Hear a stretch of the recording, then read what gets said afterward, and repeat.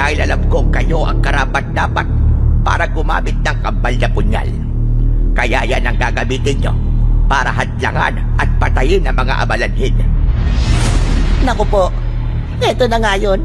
Wala na tong atrasan. Mapapalaban na talaga tayo, Jomar.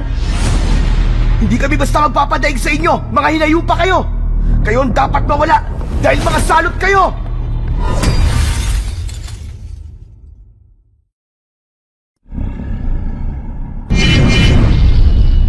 The Voice Addict. Magandang araw pong muli sa inyong lahat, mga kaibigan. Sa araw na ito ay isa na namang kwento ng pakikipagsapalaran at kababalaghan ang aking ihahatid sa inyo. Ito ay kwento ng magkaibigang Jomar at Tatoy. Nagbakasyon sila sa malayong probinsya ng Lola Rubina ni Tatoy. Sadyang itinaon ni Tatoy na abutin sila ng undas sa baryo upang madalaw din niya ang kanyang lolo. Subalit, hindi nila akalain na mahaharap sila sa kakaibang pakikipagsapalaran sa mundo ng kababalagan sa baryo ng Noches. Dahil sa araw mismo ng undas sa taong yun ay nakatakdang bumangon ang mga nahihimlay na aswang. Babangon sila upang humanap ng taong bubuo sa kanilang naaagnas na katawan at magkakaroon sila ng panibagong buhay. Ang sariwang dugo ni na Jomar at Tatoy ang kailangan ng mga amalanhig. Sila ang mga aswang na bumangon mula sa libingan. Ano kaya ang gagawin ng magkaibigan para hindi sila maging biktima ng mga nabuhay na bangkay ng mga aswang? Sino ang maaaring tumulong sa kanila? O di kaya sa baryo na yun? Doon na rin sila malilibing kasama ng mga napatay na aswang. Ngunit bago po ang lahat, mga idol, huwag po nating kalimutang mag-subscribe, mag-like at i-hit ang notification bell sa aking mga YouTube channel na The Voice Addict at Apong Isaak para sa mas marami pang makapigil hininga na kwentong aswang at katatakutan mula sa mundo ng kababalaghan. Umpisahan na po natin ang kwento.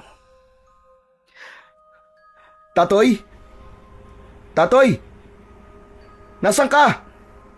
Tatoy naman eh. Huwag ka naman magbiro. Anak nang, saan nagpunta ang kaibigan ko na yun? Kanina lang narito sa tabi ko ah. Nalingat lang ako, bigla na lang nawala. Ano bang lugar tong kinaroroonan namin? Bakit madilim? Saka, bakit ang daming mga nakaambalang na mga tuyong dahon at kahoy? Tatoy! Tatoy, nasa ka na ba? Tatoy, ba't mo naman ako iniwan?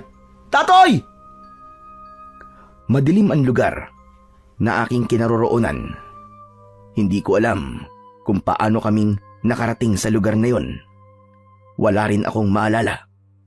Hindi ko rin tiyak kung saan ako dadalhin ng aking mga paa. Pilit kong hinahanap ang kaibigan kong si Tatoy. Tatoy! Buisit ka!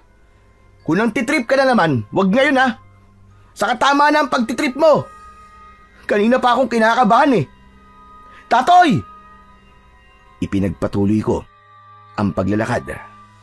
May ingay akong narinig na tila umuungol.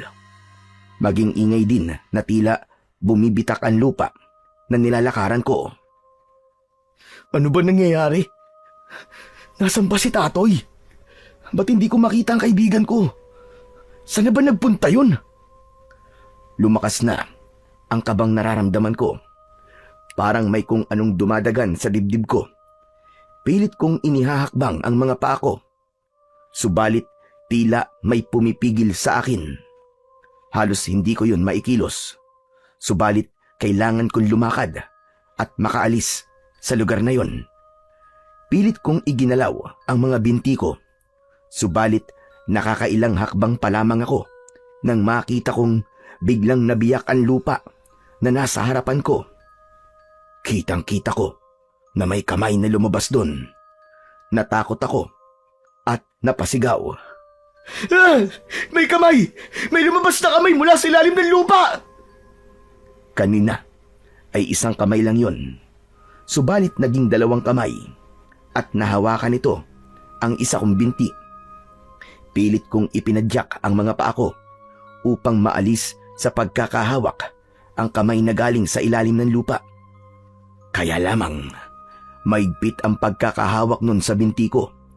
Ubod lakas kong ikinilos ang aking mga paa. Kasabay nun ay unti-unti ring lumalabas mula sa bitak ng lupa ang may-ari ng kamay. Ganun na lamang ang pagkagulat ko nang makita ko ang kaibigan kong si Tatoy ang may-ari ng kamay na nakahawak sa binti ko. Jomar! Tulog! Tulungan mo ako! Maawa ka! Kinakain ako ng lupa, Jomar! Jomar! Bakit ka nandyan, Tatoy? Ano nangyari sa'yo? Huwag ka nang marami pang tanong! Gusto mo bang mag-question and answer pa tayo dito bago mo ako tulungan? Papira ka! Paano ka napunta dyan? Naka naman ang teteng, Jomar, oh. Kinakain na nga ako ng lupa. Gusto mo pa rin alamin muna kung paano ako napunta rito. Tulungan mo na ako! Nagtataka lang kasi ako eh. Tulungan mo na lang ako. Maawa ka naman sa akin, Jomar! Okay, akin na yung kamay mo at hihilahin ko para makahawag ka sa lupa. Ito na ang kamay ko. Hawakan mo ng mahigpit. Oo, hawak ko na, hihilahin ko na. Bibilang ako ng 3, ha? Tapos, hilahin mo ako. Oo, sige. Bilisan mo, nangangawit na ako. 1, 2, 3. Hatak! Buong lakas kong hinila ang 2 kamay ni Tatoy. Pero ganun na lamang ang sindak at pagkagulat ko nang maputol ang 2 kamay niya. Naiwan sa nakabukan lupa si Tatoy at tuloy-tuloy na nahulog. Dinig na dinig ko ang sigaw niya. Napasigaw na din ako ng malakas dahil sa takot at awa sa kaibigan ko na tuluyan ng kinain ng lupa. Jomar! Jomar, gising! Gising, Jomar! Gumising ka! Tatoy! Tatoy, ikaw ba yan? Tatoy, buhay ka! Patingin nga ng mga braso mo! Teka nga! Ba't ba sinisipat mo mga braso ko? Pambihira ka, oh! Hindi putol. Hindi naputol ang braso mo. Saka, hindi ka din kinain ng lupa. Pards! Hoy, ayos ka lang ba? Parang napapraning ka. Ano ba tinira mo, Katol? Panaginip lang pala. Panaginip lang pala ang lahat ng yun. Tama ka. Talagang nananaginip ka, Pards. Panay nga ang ungol mo eh. Nakakahiya ka. Nakatingin tuloy yung mga katabi natin dito sa barko. Dahil puro ka ungol. Lakas-lakas pa naman. Hindi ko maintindihan kung nahihirapan ka ba o nasasarapan ka dahil sa ungol mo eh. Iginala ko ang paningin ko. Maraming tao roon. Narinig ko rin ang ingay ng ferry na aming sinasakyan. Oh, bakit? Wag mong sabihin nagtataka kung nasan ka. Pards, nandito tayo sa barko. Sakay tayo dahil magbabakasyon tayo sa probinsya namin sa Romblon. Ha? Bakasyon? Oo, bakasyon. Dahil gaya ng usapan natin, doon tayo magpapalipas ng undas sa probinsya ni na Lola Robina, di ba? Saka ko palang naalala ang lahat. Nasa gitna nga kami ng dagat at patungo sa probinsya ng kaibigan kong si Tatoy. O ano? Ayos ka na ba? Okay ka na ba? Naalala mo na ba? Ha? Oo. Naalala ko na. Nandito tayo sa gitna ng dagat, sakay ng barko. Yun! Buti naman. Akala ko kailangan pa kitang sampalin para matauhan ka at maalala mo kung nasan tayo. Salamat naman. At panaginip lang pala ang lahat ng yun. Bakit ba? Ano ba yung napanaginipan mo? nakakatakot kasi. Mukha kang nakakatakot. Dahil habang nananaginip ka, hindi rin maipinta ang itsura ng mukha mo. Para kang maiihina na ano eh. Ang sama ng itsura mo, Pards. Akala ko nga katapusan ko na eh. Tapos ikaw din, akala ko wala ka na. Anong wala? Natigo ka na. Nakwento ka na lang. Dahil kinain ka ng lupa. Ano? Itong gwapong to kakainin ng lupa? No way! Oo nga, maniwala ka. Wala namang pinipili ang lupa eh. Kahit ano pang itsura mo, tsaka kakainin ka nun. Teka, wag na nga natin pag-usapan yung panaginip mo. Mukha namang hindi maganda. Bad vibes lang yan. Mabuti pa nga. Pards, malayo pa ba tayo? Malapit ang dumawang barko. Kaya, konti na lang ang paghihintay natin. Ay, salamat naman. Nakakainip eh. Panay na nga ang tulog mo, naiinip ka pa? May ilang oras pa ang lumipas at nakita ko na kanya-kanya ng asikaso ang mga pasahero. Inaayos nila ang kanilang mga dalang gamit. Bababa na ba tayo, Pards? Oo. Tumunog na ang busina ng sinasakyan namin. Hudyat na malapit na kami sa pantalan. Sa palagay ko ay umabot din ng halos 5 oras ang naging paglalakbay namin sa gitna ng dagat hanggang sa nakarating na kami sa pier ng Udjongan, Romblon. Saglit pa ay naramdaman kong halos hindi na gumagalaw ang barko. Nagkanya-kanyang tindig at galaw na rin ang mga pasahero. Nandito na tayo, Pards. Oo, nakapondo na ang barko eh. Pero maya-maya na lang tayo bumaba. Mahirap makipagsabayan sa ibang pasahero. Makikipagsiksikan tayo. Saka, hindi naman tayo nagmamadali eh. Kaya okay lang, namamaya na lang tayo. Paunahin na natin sila. Okay, sige. Ayoko rin naman makipagsiksikan eh. Nagpalipas muna kami ni Tatoy ng konting sandali pa hanggang sa mabawasan ang mga pasaherong bumababa ng barko. Inayos ko na lang ang dala naming bag. Wala namang kaming dalang maraming gamit. Tig-isang bag lang kami ni Tatoy dahil hindi rin namin planong magtagal sa lugar ng kanyang lola. Mga 3 o 4 na araw lang kami doon. Kaya naman, hindi na kailangan magdala ng maraming gamit.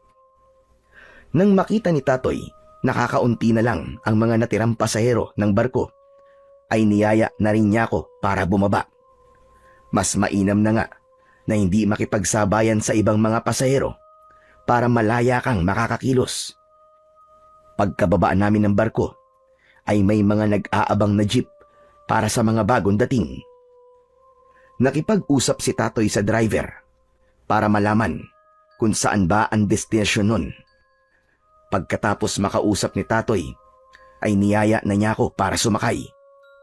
Saglit lang ay napuno na ang jeep na sinasakyan namin at umalis na rin ito.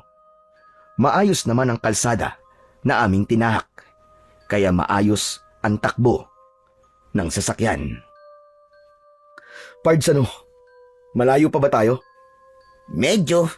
Siguro, Pards, mga kalahating oras pa tayo. Tapos yun na ba ang bahay ng lola mo? Hindi pa. Sasakay uli tayo? Oo naman. Habal-habal naman ang sasakyan natin. Anak nang, malayo pala talaga tong lugar ng lola mo, no? Hindi naman. Saka, ganun talaga kapag bago ka sa pupuntahan mong lugar. Minsan akala mo malayo. Pero kung palagi mong pinupuntahan, wala. Malapit lang. Hindi rin Malayo talaga tong probinsya ng lola mo, no? Sige na nga. Kesa makipagtalo pa ako sa'yo. Pero tiyak, Pards, magugustuhan mo kapag nakarating ka na. Dapat lang, para hindi masayang yung pagsama ko sa'yo. Baka nakakalimutan mo, Pards. Ikaw tong mapilit na sumama sa akin. Bakit? Nagsisisi ka na ba? Hindi naman. Napapagod na kasi ako eh. Sabi ko nga sa'yo kapag nakarating ka na sa baryo ni na Lola Robina, mawawala ang lahat ng pagod mo. Pards, may chika babes ba tayong makikilala doon? Depende. Kung anong lahi ang gusto mo. Anong lahi ba ang sinasabi mo? Kung gusto mo, lahing engkantada, lahing manananggal, lahing aswang, o lahing tiktik. Ano? Huy, ayos ka lang. Mga aswang yung sinasabi mo eh. Joke lang yun. Ikaw naman, naniwala ka kagad. Malay ko ba kung totoo yun? Eh paano kung totoo? Anong gagawin mo? Malay ko. Wala ka nang magagawa, Pards. Kasi, nandun na tayo. Saka ayaw mo nun, magiging exciting ang bakasyon natin dahil marami tayong makikilalang iba't ibang lahi. Huwag ka naman ganyan, Tatoy. Kinakabahan ako sa'yo eh. Bakit, naduduwag ka? Hindi ah. Talaga? Oo naman. Wala akong kinakatakutan, no? Wala. Eh kanina nga, habang sakay tayo ng barko, takot na takot ka eh. Dahil nga yun sa panaginip ko. Napansin ko na nagtitinginan sa amin ang ibang pasahero ng jeep. Kaya huminto na lang ako sa pagsasalita. At ganun din si Tatoy. Nagkatinginan kami at napangiti na lamang. Ilang taon na rin kaming magkaibigan ni Tatoy. Halos sabay kaming natanggap sa isang electronics company sa Laguna. Nagkakilala kami at naging matalik na magkaibigan. Magkasama kami sa kwartong aming nirerentahan, kasama ang dalawa pang katrabaho namin. Subalit mas malapit kami ni Tatoy sa isa't isa. Marami kaming napagkakasunduan sa hilig na libangan, sa pagkain at pati na rin sa mga kalokohan. Naaaliw din akong kasama si Tatoy dahil kuwela siya. Kapag may mabigat akong pinagdaraanan, ay siya ang nakakapagpangiti kagad sa akin. Hindi lang kaibigan ang turing ko sa kanya, kundi isa na ring kapatid. Kaya nga, nang malaman ko, nadadalaw siya sa kanyang lola na taga Romblon. Dahil matagal nang hindi niya nakikita, ay nagpresenta akong sumama. Ang sabi niya ay 3 o 4 na araw lang daw siya. Kaya naman, halos sabay din kaming nag-file ng aming vacation leave. Salamat na lamang at pinayagan kami ng aming supervisor. Kung sa bagay, hindi naman kami pala absent gaya ng ibang kasama namin sa trabaho. Kapag kailangan ng overtime, madali din kaming kausap. Kaya na magpaalam kami na magbabakasyon ng ilang araw, ay naging madali yun at pinayagan kami. Binalikan ko sa aking isipan ang mga alaala ng pagiging malapit namin ni Tatoy nang marinig ko ang boses ng kaibigan ko. Manong, para, dito na po kami. O Pards, dito na tayo. Bababa na tayo? Oo, kung gusto mo lang naman bumaba, pwede rin namang hindi. Ugok, mamaya saan pa ako mapunta nito eh. O tara na. Ay teka lang, yung bayad po pala namin, Manong. Heto po. Inabot sa akin ng isang pasahero ang ibinigay kong bayad na perang papel. May sukli pa yun na 10 piso, pero hindi ko na kinuha pa. Tip ko na lang yun kay Manong driver. Bumaba na kami ng kaibigan ko. O ano, sana tayo nito? Sabi ko nga sa'yo, di ba? Sasakay pa tayo ng habal-habal. Kaya nga, ibig ko sabihin saan tayo sasakay? Eh di mag-aabang tayo ng dadaan. Maya-maya lang, Jack, may darating na dyan. Halos hindi pa tapos sa kanyang sinasabi si Tatoy nang makarinig ako ng tunog ng isang motorsiklo. Open pipe muffler ang motor. Kaya naman, sadyang napakaingay. Ang sakit sa tenga. Nang malapit na yon sa amin, ay pinara ni Tatoy. Huminto ang habal-habal. Sa Barrio Noches, Chong. Tumango ang habal-habal driver. Huli ka na, Pards. Sakay na tayo. Ha? 2 tayong aangkas dyan? Oo, anong akala mo? Tulad sa syudad, natig-isa tayo ng motor na aangkasan.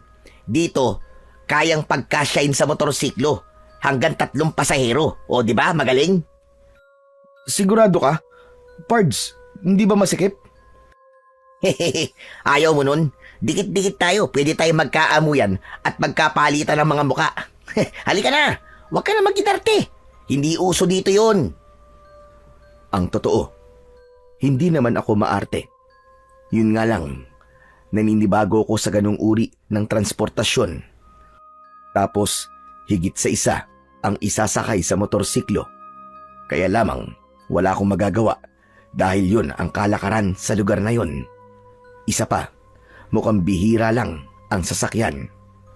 Kaya naman, nauna na akong sumampa sa motorsiklo at sumunod naman si Tatoy. Dahil napagitnaan ako ni Tatoy at ng driver, kaya pakiramdam ko ay naiipit ako. Ayoko nang magreklamo pa. Nakakahiya. Baka kung ano na ang isipin nila. Lalo na kay Tatoy. Ako ang nagpumilit na sumama, kaya wala akong karapatang magreklamo. Rough road at may malalaking lubak ang dinaraanan ng habal-habal. Kaya pala ganun ang sasakyan, dahil yun lang ang sasakyan na talagang uubra sa ganung klase ng daan. Umabot din ng nasa kalahating oras ang naging paglalakbay namin. Nang huminto na ang sinakyan naming habal-habal, ay wala pa rin akong makitang mga bahay. Kaya naman, napatingin ako kay Tatoy. Alam niya na nagtataka ako. Oh, ba't ganyan ka naman kumakatingin, Pards? Napunta lang tayo sa probinsya ng lola ko. Parang bigla ka nang nagbago ah. Hoy, kursonada mo ako no? Hehehe, walang talo-talo, Bok. Ugok, siraulo. Anong kursunada ang sinasabi mo? Hindi, uy. Eh, ba't ganyan ka kumakatingin sa akin? Kasi nga, wala pa rin akong nakikitang mga bahay. Eh kasi nga, maglalakad pa po tayo. Wow, ibang klase.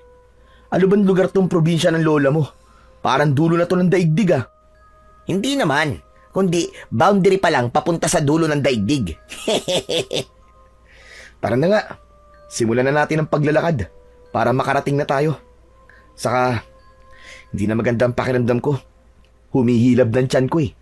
Oh, walang problema dyan. Malawak ang CR dito. Ha? Anong malawak ang sinasabi mo? Wala nga akong nakikitang bahay tapos CR pa. Yun na nga. Yung malawak na damuhang yan, yung nakikita mo na yan, magiging CR mo yan. Yan ay kung hindi mo na talaga kaya ang tawag ng kalikasan. Ano ka, Hilo? Nakakahiya, no? Never mind. Ano nakakahiya? Magtatago ka lang sa mga halaman na may makakapal na dahon eh. Tapos yun na. Ilabas mo na ang sama ng loob mo. Tapos, pipitas ka ng isang dahon na siyang magiging tissue mo. Ganon. Tapos ayos na. Solve na ang paghilab ng tiyan mo. Success! Hindi na, no? Mamaya kung anong dahon pa makuha ko eh. Makatihan pa ako. Yun lang. Dapat pipiliin mo rin yung dahon na pipitasin mo. Mamaya, dahon ng is-isang mapitas mo. Lagot ka. Halika na nga. Puro ka kalokohan eh. Simulan na natin ang paglalakad. Ano, ayos ka na ba? Kaya mo pa bang tiisin ang tawag ng kalikasan? Oo, kaya ko pa. Kesa naman dyan ako maglalabas ng sama ng loob ko, no? Mamaya niyan, kung anong laman lupa pa mag-trip sa akin dyan at paglaruan pa ang kwan ko. Kung ano pang mangyari sa akin. Sinimulan na ni Tatoy ang maglakad. Nakasunod lang ako sa kanya. Pinasok namin ang makitid na daan na may makakapal na damong ligaw. May ilang minuto lang naman yun hanggang sa nakarating kami sa isang tila nakatagong pamayanan. Maraming mga bahay na yari sa pawid at kawayan. Makikita ang kasimplihan ng kanilang pamumuhay. Isang maliit na bahay ang pinasok namin ni Tatoy. Naisip ko na yun na siguro ang bahay ng kanyang lola. Lola Rubina? Lola Rubina? Pards, mukhang walang tao ah. Oo nga eh. Pero tiyak ko nandito siya. Nakabukas ang bahay na dumating tayo eh. Baka may pinuntahan lang. Hindi kasi sanay na magsara ng pinto mga taga rito. Palibasa, kampante sila na walang ibang papasok. Dahil halos lahat magkakakilala ang mga nakatira dito sa Barrio Noches. Inirelax muna namin ang aming mga katawan. Inalis ko na ang aking suot na sapatos At ganun din si Tatoy.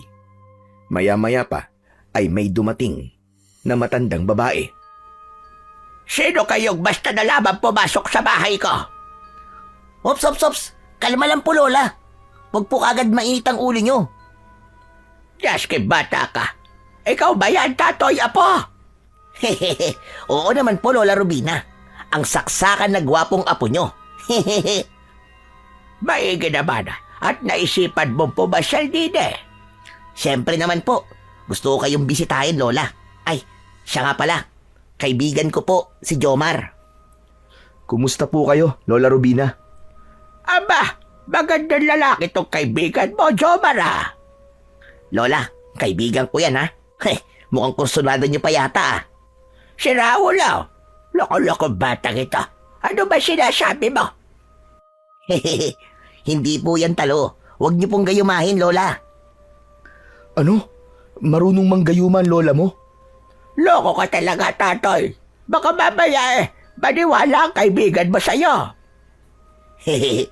Joke lang yun, Pards. Fake news yun. Ikaw naman, di ka pa nasanay sa mga kalokohan ko. Sandali nga lang at ipag-ahanda ko kayo na makakain.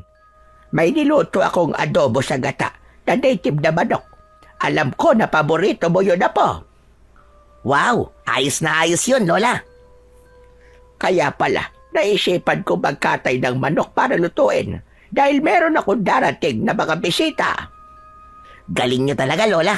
Naramdaman niyo po yun? Kutob ko lang yon. Pero heto at nagkatotoo nga. Dumating kayo. Naghanda ng masarap na hapunan ang Lola Rubina ni Tatoy. Mukhang masarap ngayon dahil amoy pa lang ay natakam na ako.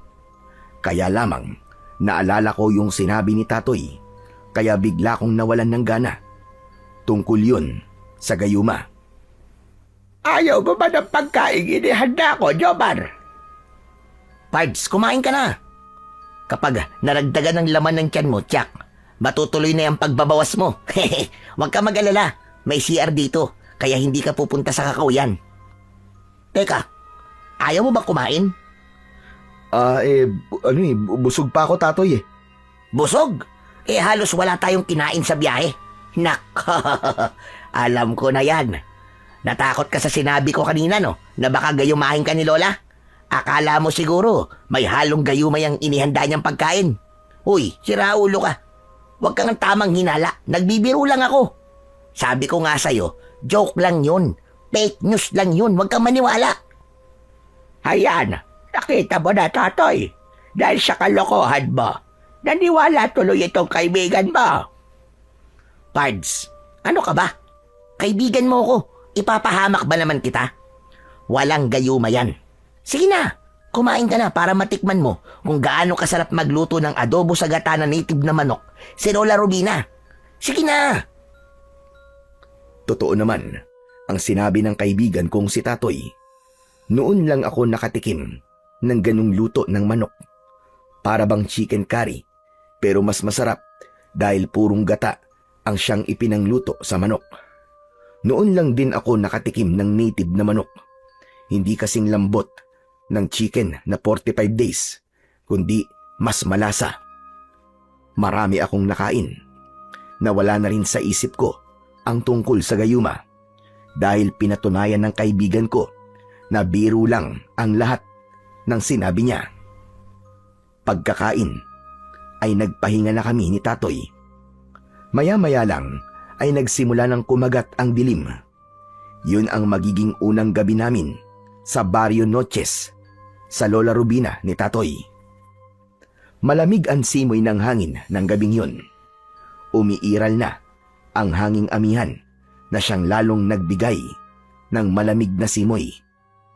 Dahil wala nang gagawin si Lola Rubina, kaya lumapit siya sa amin. Ramdam ko na plano niya ring makipagkwentuhan, kaya siya na ang nagbukas ng pag-uusapan. Natutuwa talaga ako at naisipan mo kong dalawin dito, Apo. Sabi ko nga po sa inyo, Lola Rubina, na-miss ko po kayo. Hindi tunay na lola ni Tatoy si Lola Rubina dahil patay na ang kanyang lolo at lola sa side ng kanyang nanay. Samantalang sa side naman ng kanyang tatay ay masyadong malayo ang mga ito dahil nasa Mindanao. Ang Lola Rubina niya ay tiyahin ng kanyang tatay. Kaya lumalabas na apo sa pamangkin si Tatoy. Pero ayoko nang alamin pa yun. Basta't lola siya ng kaibigan ko. Yun na lamang ang iniisip ko. Hanggang sa nagpatuloy sa pakikipag-usap sa amin si Lola Rubina. Kaya lang sa dami ng araw, nadadalaw ka rito. Bakit ngayon pag malapit na ang undas? Hindi mo na lang itinaon na magpapasko para dito ka na lang sana nagpasko. May iba po kasi akong lakad sa Pasko, Lola eh. Kaya nga po, plano po kasi namin na doon naman sa probinsya namin sa Pampanga magpasko. Ang sarap talaga na buhay kapag wala pang pamilya. Ano bang oras ay maaaring gumala. Tama po kayo, Lola. Kaya nga, sinasamantala namin magkaibigan ang gumala. Para po kapag pareho na po kami may pamilya, focus na lang po kami sa pamilya namin. Tama yun. Nag-aalala lang kasi ako sa panahon ng pagbisita nyo dito sa Barrio Noches. Ha? Bakit po, Lola? Para kasi mali ang timing nyo. Bakit po? Ano po bang mali? Dahil ilang araw na lang ay undas na, ganun ho ba? Bakit po, Lola? May kakaiba po bang nangyayari dito kapag undas? Hindi na sinagot yun ni Lola Rubina, kundi nagpaalam na ito na sinabayan pa ng paghikab. Ipinakita niya na inaantok na siya. May isang maliit na kwarto sa bahay na yon at yun ang tulugan ni Lola Rubina. Samantalang kami naman ni Tatoy ay sa ibaba lang ng bahay. Magkatabi kaming matutulog sa kamang kawayan na nilatagan ng banig na gawa sa buri. Tahimik na ang gabi at mas lalo pang lumamig ang simoy ng hangin. Maraming puno sa lugar na yon, kaya lalo lang nagbigay ng malamig na klima. Hindi ko alam kung ilang oras na kaming natutulog ni Tatoy. Nagising ako na tila nahihirapang huminga. Yung pala ay nakasampay sa leeg ko ang isang braso ng kaibigan ko. Inalis ko yun na tila ba may pagkainis dahil nga nagising ako. Nakaramdam na rin ako ng tawag ng kalikasan. Pero dahil sabi nga ni Tatoy ay nasa loob ng bahay ang CR, kaya hindi ko na kailangan pan lumabas. Nagtungo ako sa CR at nang pabalik na ako sa aming higaan ay narinig ko na tila may nag-uusap sa labas ng bahay. Gigisingin ko sana si Tatoy pero nakita ko na mahimbing na ang tulog niya na may kasama pang paghilik. Hindi ko na inabala pa ang kaibigan ko, kundi ako na lamang ang lumapit sa bintana at bahagyang itinulak ang sarahan nito. Medyo maliwanag ang sinag ng buwan sa labas ng bahay. Nakita ko na may dalawang taong nag-uusap. Pamilyar sa akin ang isa roon. Natiyak ko na si Lola Rubina yon. Kausap niya ang isang lalaki na hindi nalalayo sa kanya ang edad. Kung anuman ang kanilang pinag-uusapan, yun ang hindi ko alam. Hindi ko kasi gaanong maintindihan ang kanilang mga sinasabi, pero alam ko na meron silang pinag-uusapan. Tila nga meron pa silang pagtatalo. Ilang minuto rin ang naging pag-uusap nila nang makita ko na pabalik na ng loob ng bahay si Lola Rubina, ay nagmamadali akong bumalik sa aming higaan at tumabi kay Tatoy. Nakapikit ang mga mata ko, pero gising na gising ang diwa ko at nakikiramdam ako kay Lola Rubina. Narinig ko na lamang ay ang pagpasok niya ng kanyang kwarto at ang pagsara ng pinto nito. Nang matiyak ko na nakapasok na siya sa kanyang kwarto, ay muli akong tumayo at nagtungo sa bintana. Gusto kong tiyakin kung naroon pa rin ang lalaking kausap kanina ni Lola Rubina. Bahagya kong iniangat ang sara ng bintana. Sumilip ako sa labas, subalit ganun na lamang ang aking pagkasindak dahil isang nakakatakot na anyo ang nakita ko na naroroon sa bintana. Napasigaw ako sa pagkagulat at napaupo. Kaya naman nagising si Tatoy na hindi alam ang gagawin dahil nakita niyang nakasalampak ako sa lupa. Hoy, Jomar! Bakit ba? Ano ba nangyari sa'yo? May nakakatakot. Nakita ko siya, Tatoy. May aswang. Ano? Aswang? Oo, nakita ko siya. Parang gusto niya akong sagpangin. Sigurado ka bang aswang ang nakita mo? Oo, Tatoy. Nandiyan siya. Nasa may bintana. At sigurado ako nakasilip sa atin. Kitang-kita ko talaga siya. Ay, nako. Siguro nananaginip ka na naman, no? Hindi ako nananaginip. Totoo sinasabi ko. May aswang talaga. Sandali nga. Ano bang aswang ang sinasabi mo, bata ka? Saan mo ba nakita ang aswang? Sa may bintana po. Nasa labas po. Nakakatakot. Ang laki po ng mata. Tapos may matutulis po pangil. Naamoy ko pang ang hininga niya eh. Ano? Naamoy mo yung hininga? Ano namang amoy? Ayan o. Di niyo ba naamoy? Nandito pa rin siya. Nandito pa rin yung aswang. Naamoy ko yung hininga niya na naamoy ko kanina. At naamoy ko na naman ngayon. Ayos ka rin, Pards, ah. Sigurado ka ba, Pards, na yung naamoy mo ngayon ay ang amoy ng hininga ng aswang na nakita mo kanina? Oo nga, Pards. Kaya hindi ako maaaring magkamali. Kapareho ang amoy eh. Ganun na ganun. Walang hiya. Kasing amoy pala ng hininga ng aswang ang masamang hangin na inilabas ko. Ano? Ano masamang hangin na sinasabi mo? Medyo nasira kasi ang tiyan ko kanina eh. Kaya hindi ko napigilan na magpalabas ng masamang hangin. Wala joke ka, bata ka. Kaya pala bigla ko may naamoy na parang nabobulok.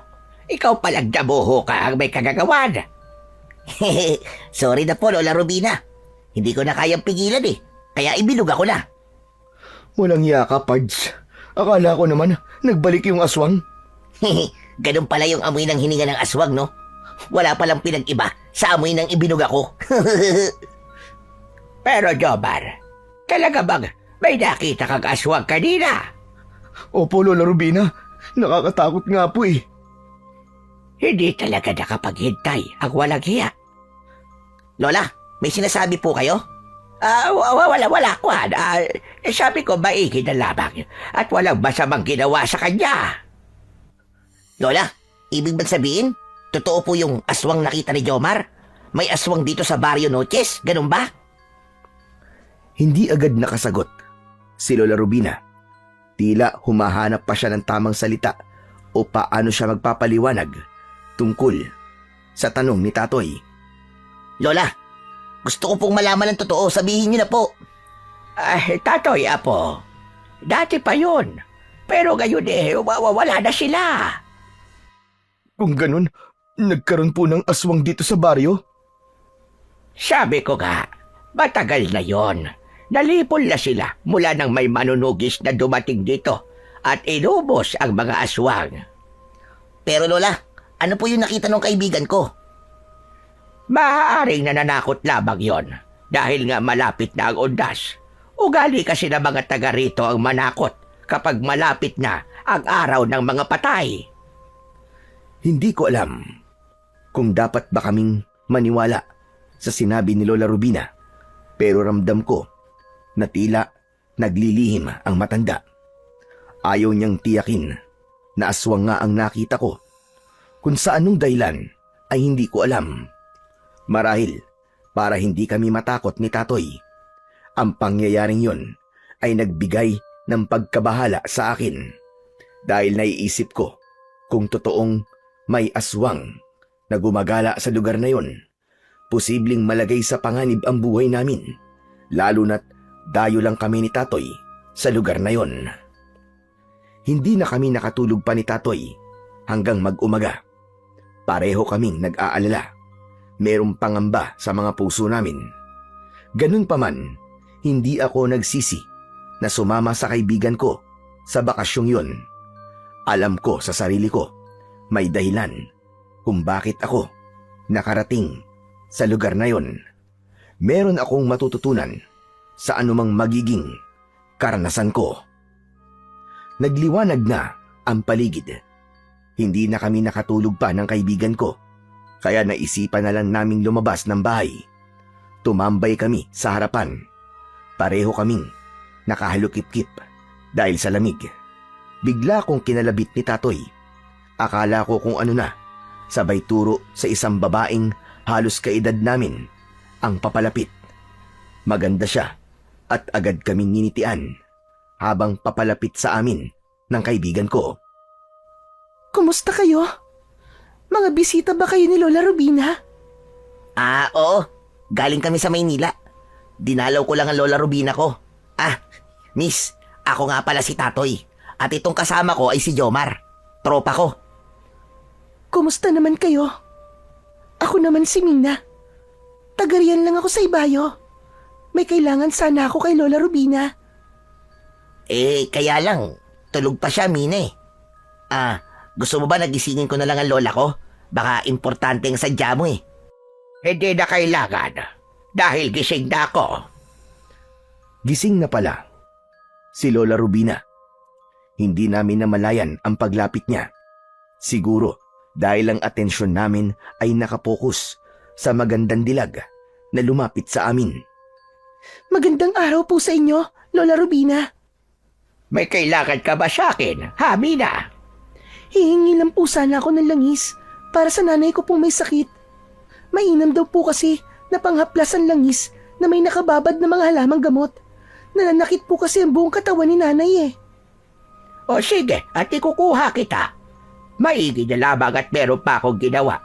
Pambenta ko yon kaya lamang dahil malakas ka sa akin, ay bibigyan na lamang kita. Naku, salamat po.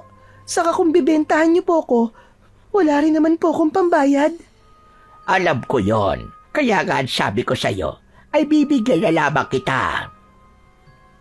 Bumalik si Lola Rubina sa loob ng bahay at naiwan kami ni Tatoy kasama si Mina. Hindi nakakasawang pagmasdan ang kagandahan niya.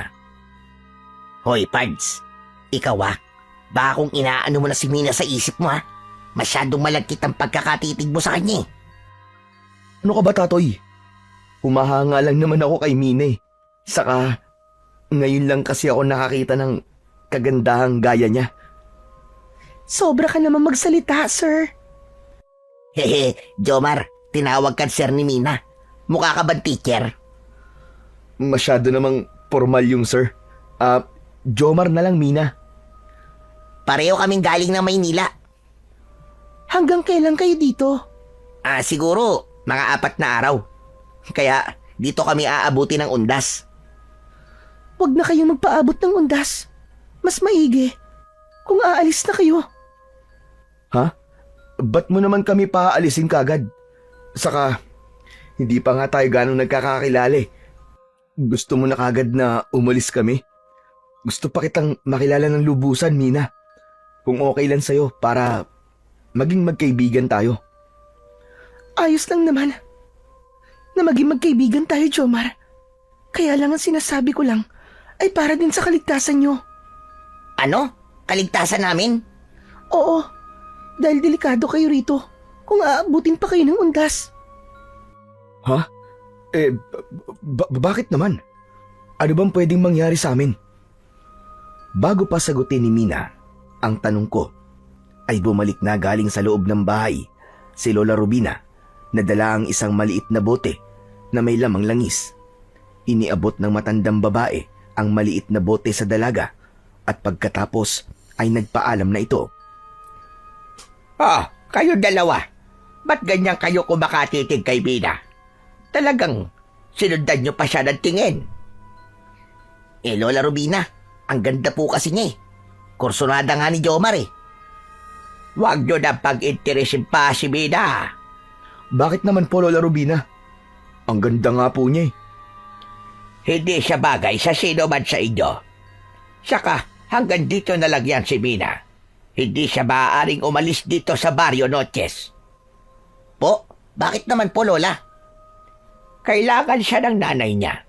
Saka huwag ka ng marami pang tanong, Apo. Makinig na lang kayo sa akin. Hindi na babagay sa inyo si Mina. Ikalawang gabi namin ni Tatoy sa baryong yun. na mamalagi namang maayos ang lahat. Walang nanggugulo sa amin. Hindi na nagpakita pa uli ang aswang na sinabi kong minsang nanakot at gumulat sa akin. Sa susunod na araw ay araw na yon ng mga patay. Araw ng undas. Minsan pa, habang natutulog kami ni Tatoy, ay muli akong nakarinig ng pag-uusap. Dahil puno ng pagtataka ang isipan ko, kaya naman bumangon ako at nagpunta sa bintana. Muli ay sinilip ko kung sino ang narinig kong nag-uusap sa labas. May kausap na naman si Lola Rubina at sa pagkakataong yon ay tila naging matindi na ang kanilang pagtatalo. Bagamat hindi pa rin malinaw sa pandinig ko ang dahilan ng kanilang pinagtatalunan. Hanggang sa tumaas ang boses ng matandang lalaking kausap ni Lola Rubina. Saka ko palang naintindihan ang kanilang sinasabi. Malinaw ang usapan natin, Rubina. Pero hindi ko kaya ang ibig mong mangyari, Gilyer. Ano bang pinanghihinayangan mo? Mahirap para sa akin. Ayokong ako ang maging dahilan. Mamili ka. Ang kondisyon na sinabi ko o ang kamatayan mo. Wala akong pipiliin sa dalawa. Kaya umalis ka na, Gilyer. At kung maaari, ay huwag ka na babalik dito. Hindi mo ako maaaring utusan, Rubina. Gagawin ko ang gusto ko. Lalo na't konting-konting sandali na lamang. Subukan mo. At ako ang makakalaban mo, Gilyer. Tinatakot mo ba ako, Rubina? Hindi. Kundi sinasabi ko lamang sa'yo ang totoo at kaya kong gawin. Kung talagang mahal mo pa ang buhay mo, susunod ka sa gusto kong mangyari. Hindi mo ko maaaring utusan, Gilyer. Matigas ang pagmumukha mo. Talagang masasaktan ka sa akin. E di saktan mo kung gusto mo. Ah, ganon. Hinahabol mo ko, ha? Naghahanap ka talaga ng sakit ng katawan. Nakita ko ang nanggigigil na galit ng lalaki kay Lola Rubina. Nagawa niya itong saktan. Sa lakas ng pagkakasampal sa matandang babae ay nabuwal sa lupa si Lola Rubina. Hindi ko na kinaya ang pangyayaring yun.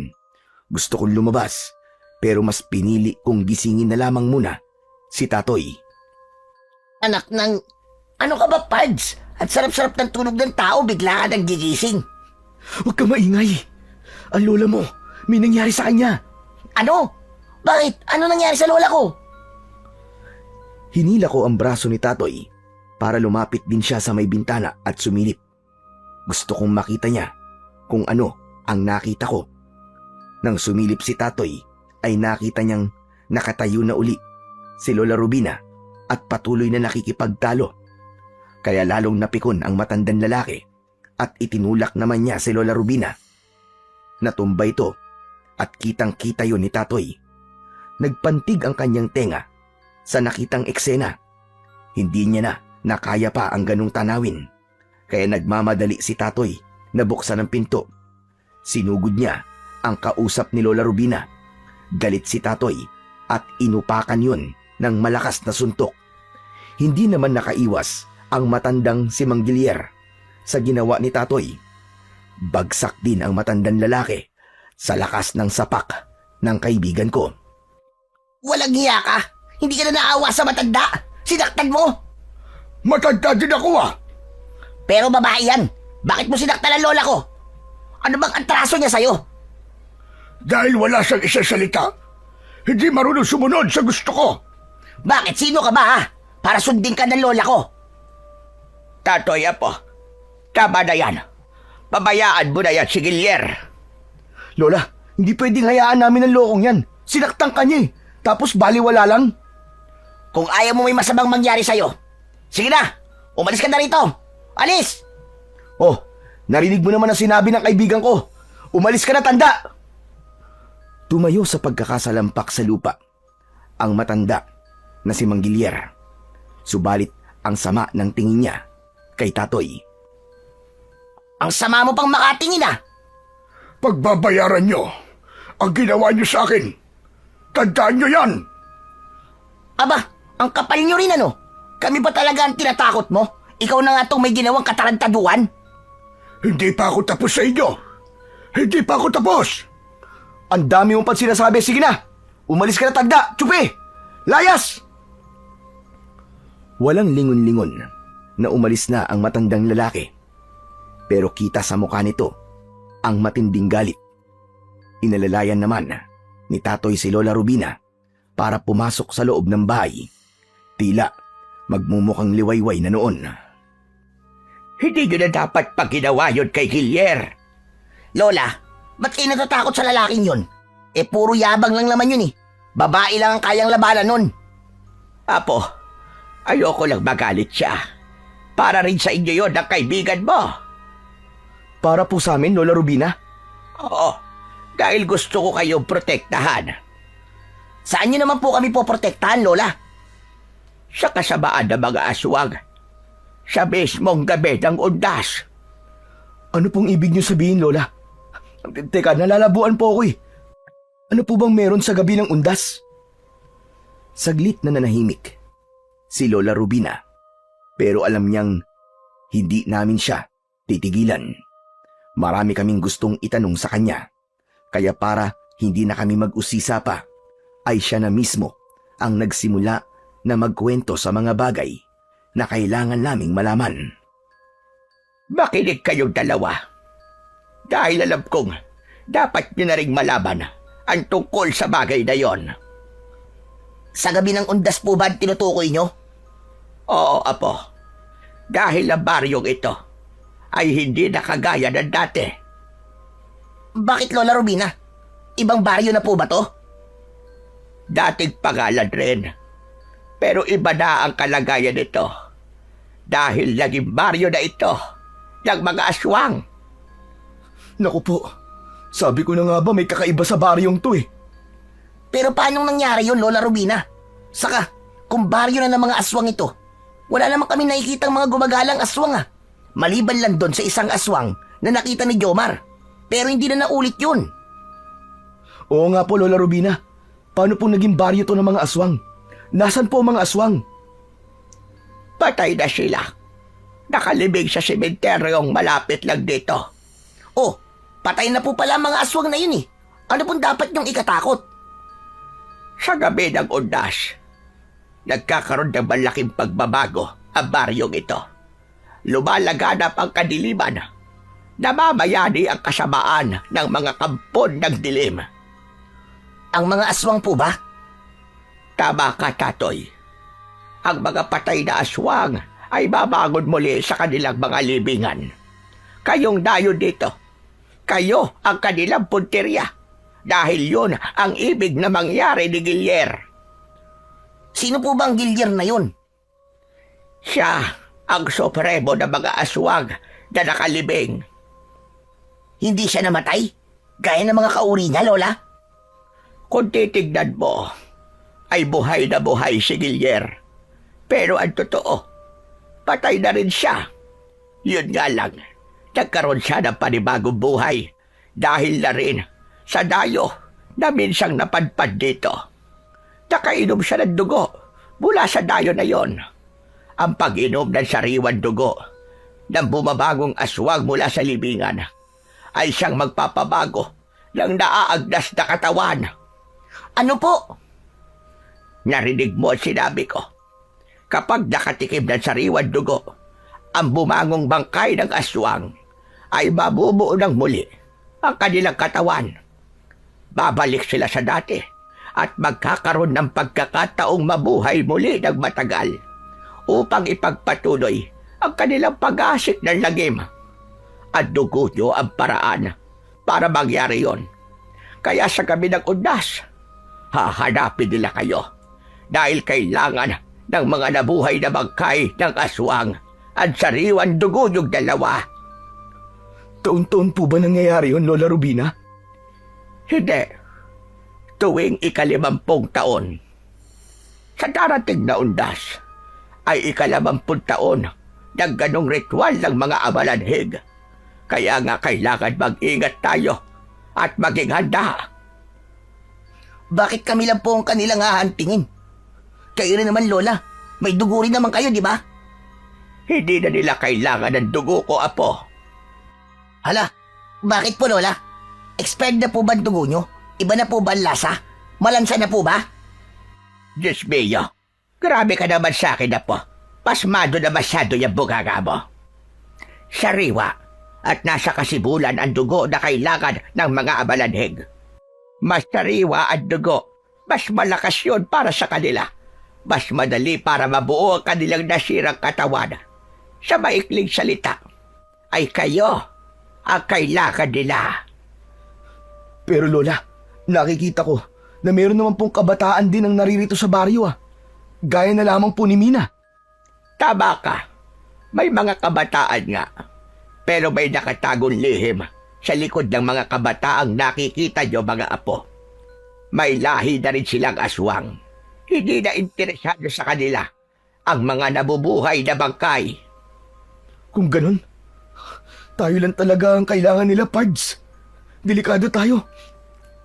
Ano kaya kung umalis na tayo dito? Bumalik na tayo sa lungsod. Hindi na kayo makakalabas pa hanggat hindi natatapos ang kaarawan ng undas. Ho, bakit naman po, Lola Rubina? Pipigilan na kayo ng mga taga-baryo ang mga naninirahan dito. Bakit po? Sila ang mga kamag-anak ng mga aswang na mabubuhay sa kabilang undas. Siyempre, inaasahan rin nilang mabuhay uli ang mga ito at makasama nila. Pagkatapos ng pakikipag-usap namin ni Tatoy sa kanyang Lola Rubina, ay ganap nang naging malinaw sa amin ang lahat. Talaga nga palang nasa panganib ang buhay namin. Oh, ba't ganyan ka makatingin sa akin, Pards? Wala, Pards. Hindi lang ako makapaniwala sa magiging kapalaran natin dito. Buhay pa tayo, Jomar. Hindi pa tayo tigok. Teka nga, sinisisi mo ba ako, Pards? O nagsisisi ka ba na sumama sa akin dito? Hindi naman, Pards. Saka, ako naman ang naging mapilit na sumama sa'yo eh. Huwag kang mag-alala, Pards. Hindi tayo mapapahamak dito. Pero hindi mo ba narinig yung sinabi ni Lola Rubina? Wala nang kaparaanan para makaalis tayo dito. Dahil hahadlangan daw tayo. Tsak gagawin nila ang lahat para hindi tayo makaalis. Kung magpupumilit tayo, baka kahulugan na rin yun ng kamatayan natin. Alam ko, may paraan pa. Ano? Paano? Kilala ko si Lola Rubina. Hindi niya tayo pababayaan. Sana nga totoo yung sinasabi mo. Dahil ayoko pang mamatay, Pards. Gusto ko pang makabalik sa syudad at magkaasawa. Bakit? Ayaw mo na ba kay Mina? Mukhang okay naman siya. At sa tingin ko, kursunada ka rin niya. Hindi nga. Yun din ba napansin mo? Aba, oo naman. Malakas ang kutob ko. At madalas, nagkakatotoo. Pero okay lang ba sa'yo na magkaroon ng jowa na galing dito sa Barrio Noches? Oo naman. Kung yun ba ang magiging kapalaran ko, bakit hindi? Dahil wala akong makita sa syudad. Kaya nga hindi ka dapat mag-isip na mapapahamak tayo rito. Kailangan maging positive ka. Dapat ang isipin mo, makakaligtas tayo dito. Kasi nga, mag-aasawa ka pa, di ba? Tapos, magiging abay pa ako sa kasal nyo ni Mina. Ayos ka rin, no?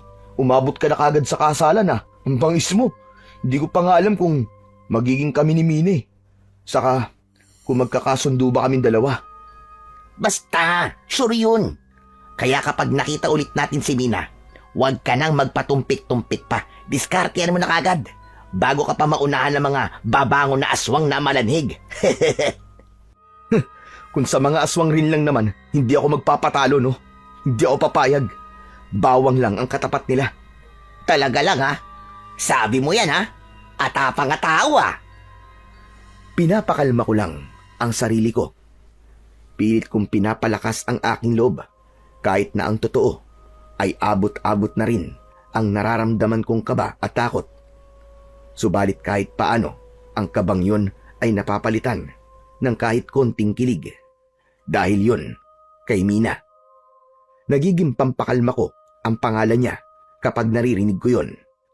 Kaya kinabukasan, hindi inaasahan ay nakita ko si Mina. Mag-isa ako nun na lumabas ng bahay. Napasarap kasi ang tulog ni Tatoy, kaya iniwan ko siya habang naghihilik pa. Sinusulit ko ang mga natitira kong araw at oras sa Barrio Noches. Hi Mina, saan ka galing? Ikaw pala, Jomar. May inutos kasi sa akin si nanay. Nag-deliver ako ng niluto niyang sumang malagkit. May nagpagawa kasi sa kanya. Wow, masarap siguro ang sumang malagkit na gawa ng nanay mo, no? Oo naman. Kaya lang sayang pala. Kasi wala nang natira eh. Patitikimin sana kita. Ganun ba? Pero ayos lang. Pauwi ka na ba, Mina? Oo. Pwede ba kitang ihatid sa inyo? Ha? Sigurado ka ba? Oo naman, para malaman ko rin kung saan ka nakatira. Sige, ikaw ang bahala. Nauna nang lumakad si Mina at kasunod lamang niya ako. Habang naglalakad kami, ay may nakikita akong mga tao sa lugar na aming dinadaanan. Nasa kalye sila at hindi ko maipaliwanag ang pagkakatitig nila sa akin. Napansin ni Mina ang pagkabalisa ko sa mga kakaibang tingin ng mga taga Barrio Noches sa bawat lugar na aming dinadaanan. Jomar, okay ka lang ba? Ha? Oo naman. Okay lang ako. Mukhang naaasiwa ka sa mga tingin ng mga kababaryo ko. Oo nga eh. Hindi ko maintindihan ang mga tingin nila kung bakit ganun. Bago ka lang kasi dito. Kaya ganyan sila kung makatingin sa'yo. Baka nagagwapuhan lang sila sa'yo. Ganyan ba sila tumingin ng gwapo? Parang gusto nila akong sagpangin eh. Baka mukha kang masarap. Ha? Anong sinabi mo, Mina? Sabi ko, baka natutuwa sila sa'yo. Kasi nga, minsan lang sila makakita ng dayo dito sa baryo. May natatanaw na akong kubo, Mina. Iyan na ba ang bahay nyo? Oo. Pasensya ka na ha. Hindi maayos ang bahay namin. Ano ka ba? Walang kaso sa akin yun. Nang makarating kami sa bahay ni Mina, ay pinapasok niya ako. Sumalubong sa amin ang kanyang ina at ipinakilala niya ako. Aling Susana, ang pangalan ng nanay ni Mina. Binati ko ang nanay niya na may kasamang ngiti. Iniabot ko pa ang kamay ko para sana makipag-shake hands o kaya ay makapagmano gaya ng nakaugalian sa mga probinsya. Kaya lamang tinignan niya lang ako. Hindi niya inabot ang inilahad kong kamay. Sa maikling salita ay napahiya ako, pero hindi ko na yon pinansin pa. Sanay naman akong mabaliwala gaya ng mga dati kong niligawan at pinaasa lamang. Kaya lamang ang ipinagtataka ko ay ang kakaibang tingin sa akin ng nanay ni Mina. May talim ang mga tingin niya sa akin. Pinagmasdan niya ako mula ulo hanggang paa. Kung anuman ang ibig sabihin ng mga tingin niyang yon ay hindi ko alam. Subalit nagdulot sa akin yon ng kakaibang pakiramdam. Para bang biglang nangalisag ang aking balahibo na hindi ko maintindihan. Maupo ka muna, Jomar. Kukuha lang ako ng kahit na anong makakain mo. Hindi na, Mina. Ayos lang ako. Hindi naman ako nagugutom eh. Sigurado ka? Oo, huwag ka na mag-abala pa. Kape na lang. May nilagang kaping barako si nanay. Bibigyan kita. Hindi ako mahilig sa kape. Baka lalo lumakas ang nervyos ko eh. Kaya ayos lang ako. Huwag mo na akong alalahanin. Para-paraan na lamang ang aking mga sinabi kay Mina. Pero ang totoo, ayokong tumikim ng kahit na anong pagkain man o inumin na ibibigay ni Mina dahil nga iba ang kutob ko. Hindi kay Mina, kundi sa nanay niya. At tubili pa rin ako sa kanyang hindi pangkaraniwang mga tingin. Gusto kong isipin na humahanga lang siya sa kagwapuhan ko. Pero hindi yun eh. May kakaiba talagang kilabot ang mga tingin niya.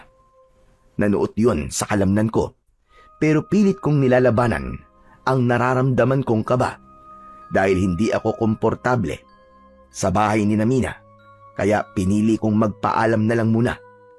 Saka baka gising na rin ang tropa kong si Tatoy malamang hahanapin niya ako. Sigurado ka ba, Jomar? Aalis ka na?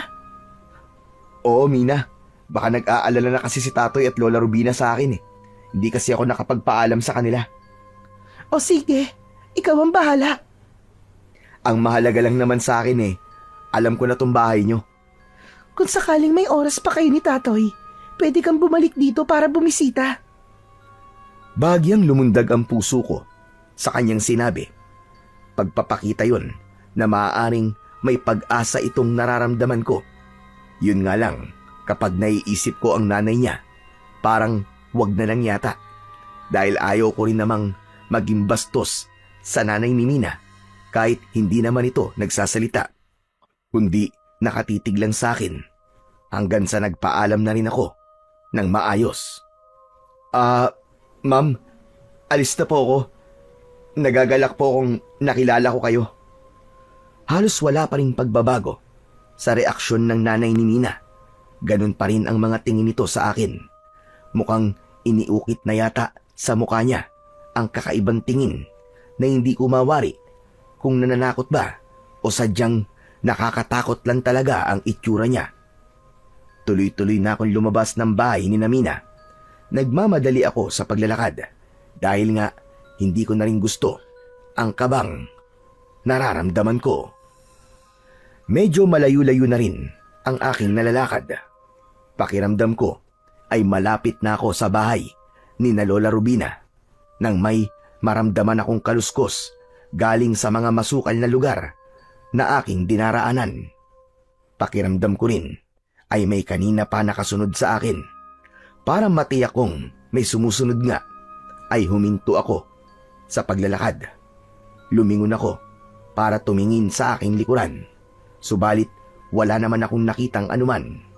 Kaya lamang nang ibalik ko ang aking paningin sa dinadaanan ko ay muntik na akong mabuwal sa pagkakagulat dahil isang dipa ang layo. Nasa harapan ko ang ina ni Mina. Aling Susana, teka ano pong ginagawa niyo rito? Saka paanong bigla na lang po kayong nauna pa sa akin? Samantalang iniiwan ko po kayo doon sa bahay niyo ah. Paano pong nandito na kayo? Sunod-sunod ang tanong ko sa nanay ni Mina. Pero gaya ng reaksyon nito nung nasa bahay siya ay wala pa ring pagbabago. Hindi ko mawari kung galit ba o nananakot.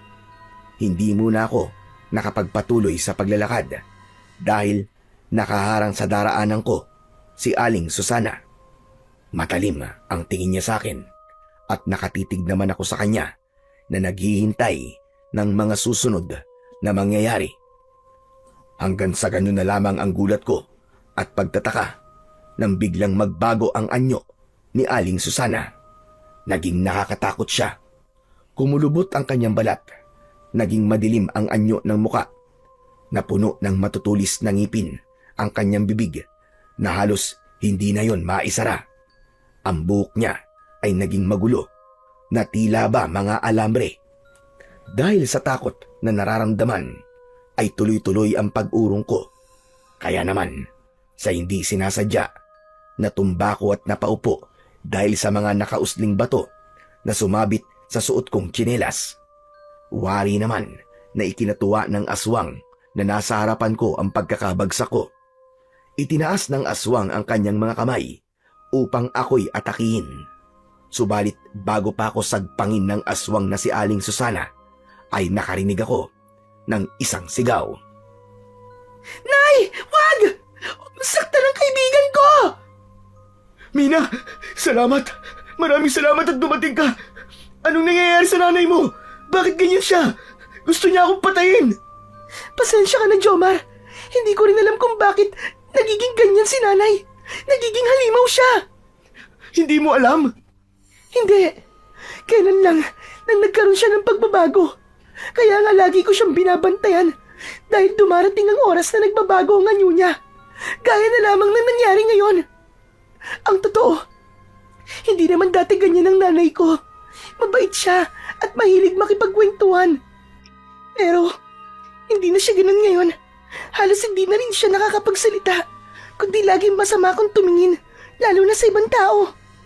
Alam kong naramdaman mo yung kanina, Jomar. Oo, Mina. Kaya nga, hindi na rin ako nagtagal dahil naiilang ako eh. At natatakot ako sa nanay mo. Hindi ako komportable. Alam ko yun. Kaya nga, sinundan kita dahil biglang nawala rin si nanay. At alam kong sumunod siya sa'yo. Pero huwag kang mag-alala, Jomar. Walang masamang mangyayari sa'yo. Ako ang bahala sa kanya. Pero sa nakikita ko, isa ng halimaw ang nanay mo. Isa na siyang aswang. Siguro nga. Pero kahit aswang pa siya, titiyakin ko na wala siyang gagawing masama. Hindi siya makakapaminsala ng mga tao. Gagawa ko ng paraan para mawala ang pagiging aswang niya.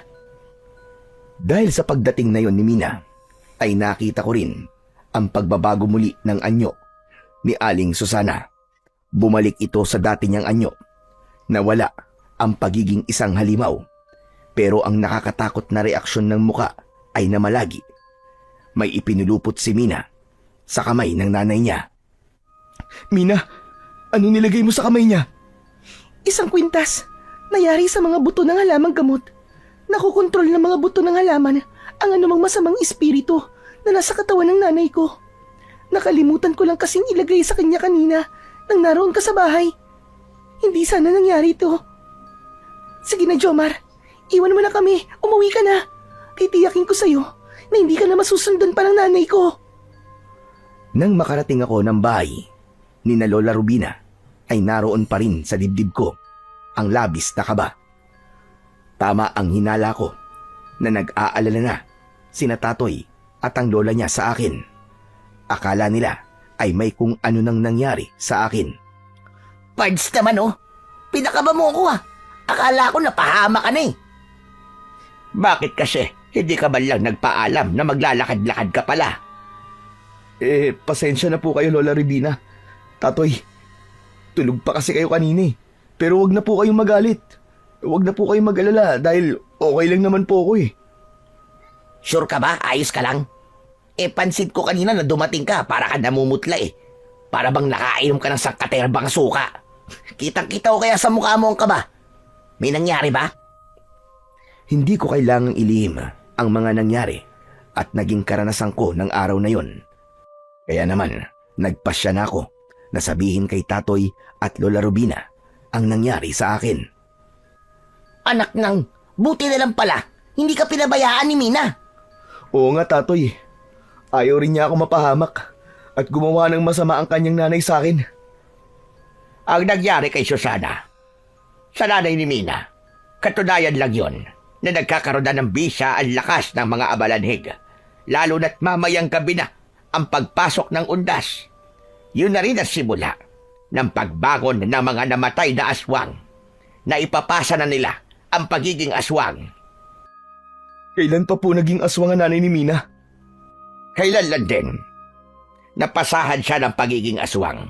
Subalit, kulang pa ang kanyang kakayahan. At sa pagbangon ng mga namatay na aswang, ay magkakaroon siya ng panibagong lakas. Sa pamamagitan yon ng sariwan dugo na kanilang maiinom mula sa mga dayong kagaya mo. Kung nanay ni Mina ay aswang, ibig sabihin, aswang din po si Mina? Magyayari yon sa hinaharap sa takdang panahon kapag naipasa na nila kay Mina ang pagiging aswang. Lalo na kapag malapit na silang mamatay. Ililipat lang nila ang pagkaaswang sa kanilang maiiwang kadugo. Kung ganun, ang pagbangon ng mga namatay na aswang ang kailangan makontrol, Lola Rubina. Dahil nasa kanila ang susi.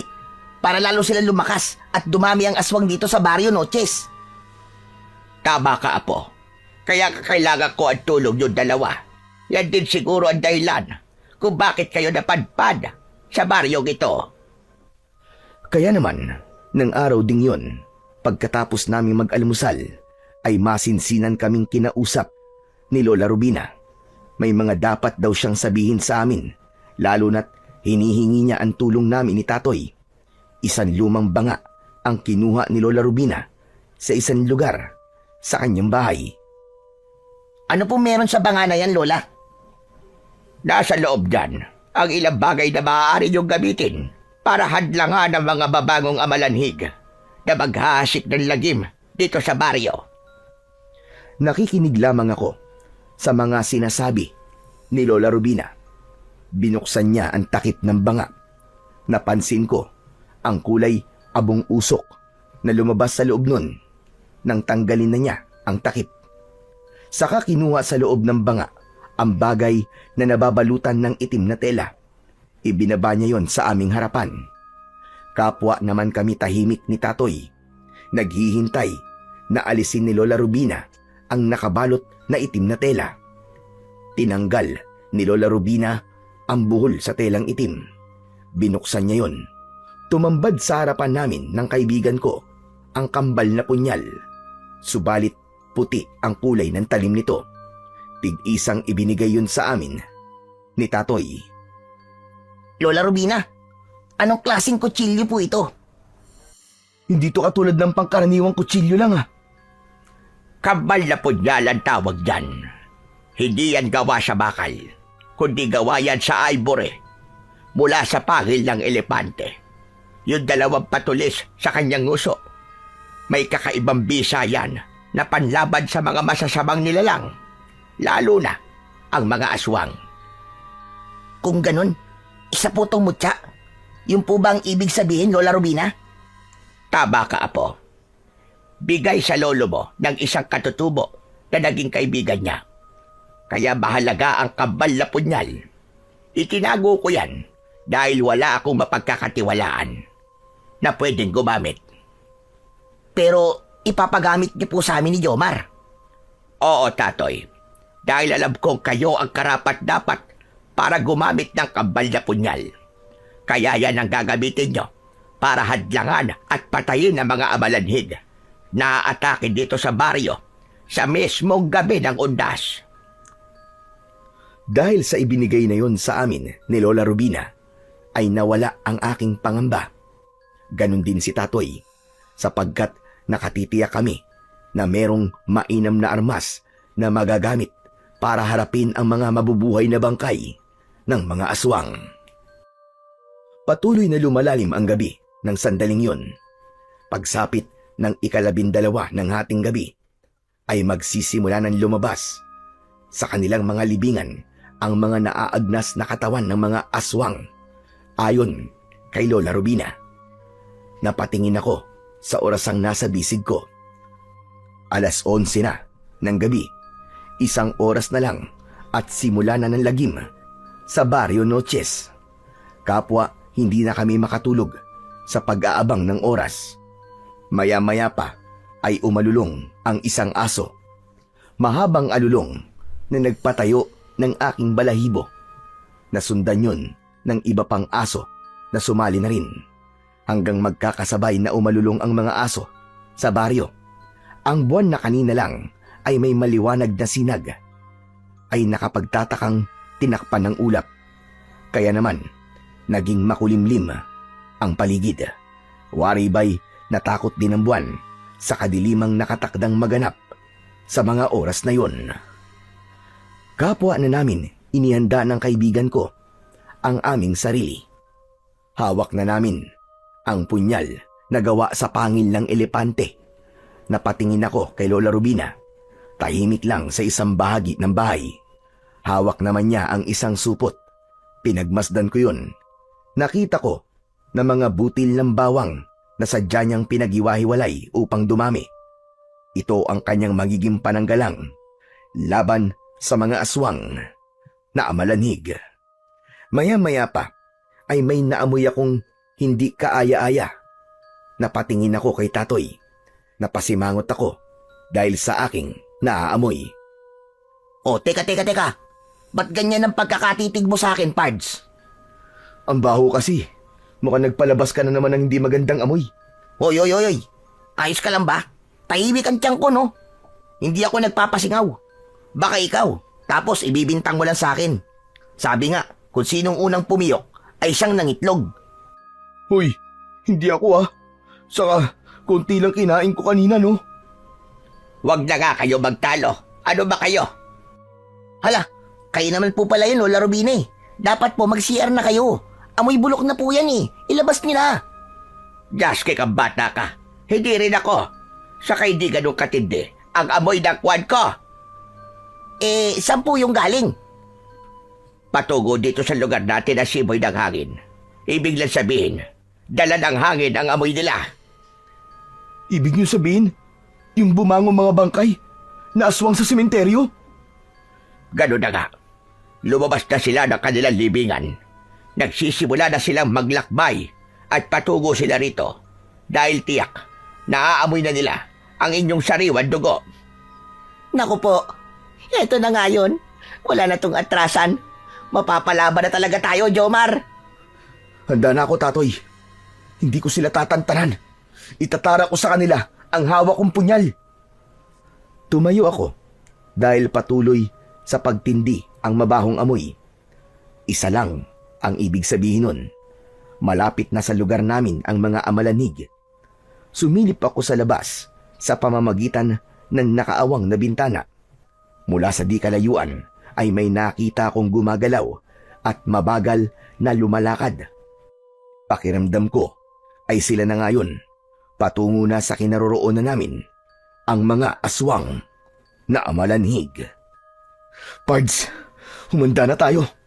Malapit na sila. Kanina pa ako nakahanda, Pards. Bakbaka na to. Sumilip din sa labas ng bahay si Tatoy. Nanlaki ang mga mata niya at napa Jesus Mariose pa nang makita ang mga gumagalaw na nilalang. Kasabay ang matinding mabahong amoy. Nakarinig din kami ng sigawan ng mga tao. Ipinagtaka ko yun dahil ang buong alam namin ay tanging kami lamang ang pakay ng mga amalanig. Subalit bakit ngayon ay tila may iba silang nais biktimahin? Lola, ano po nangyayari? Bakit may mga tao po sumisigaw sa labas?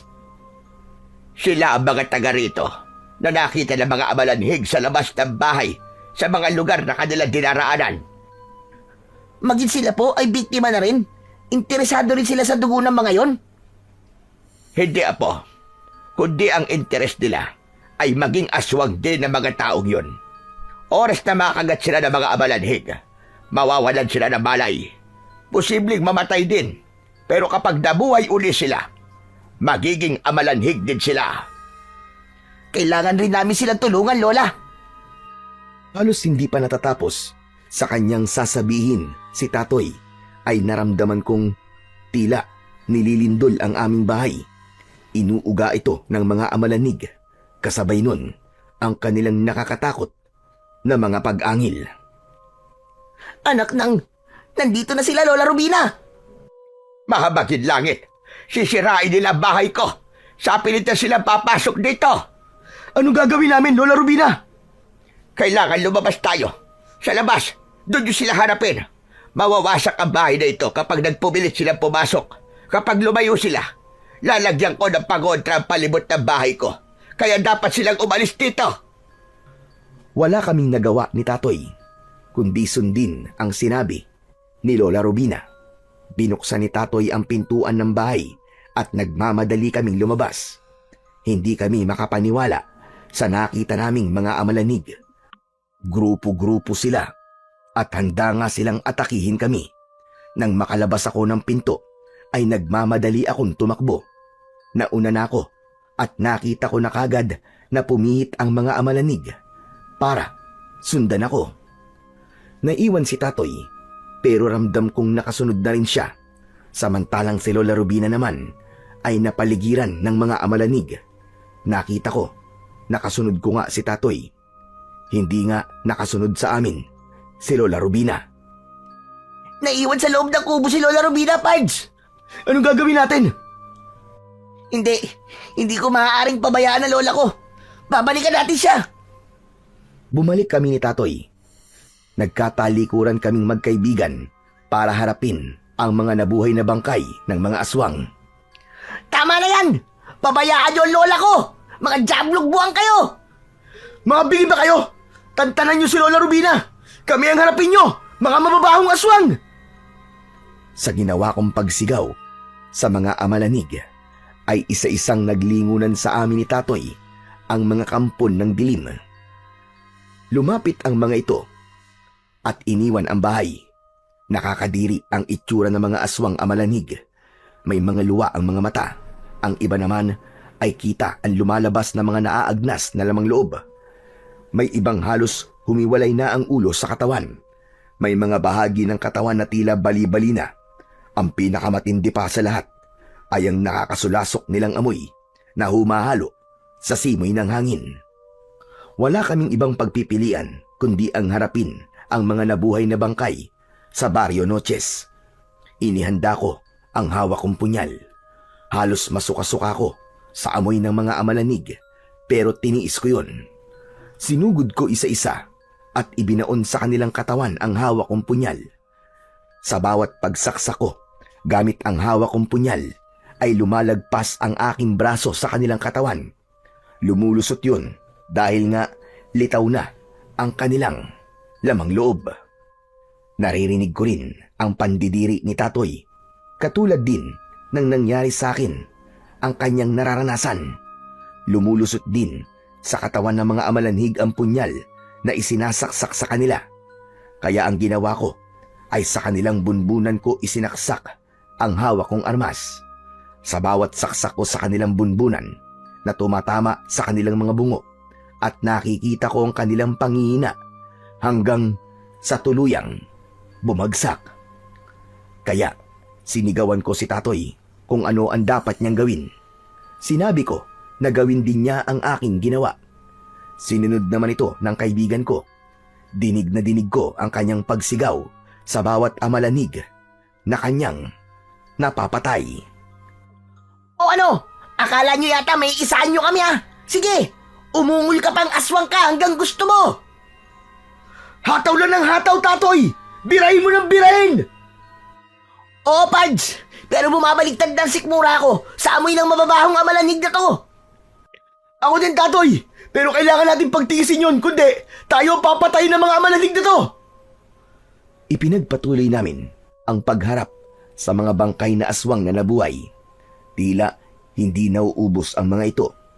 Kung may mga napapatay kami ni Tatoy, ay merong dumarating at mas marami pa.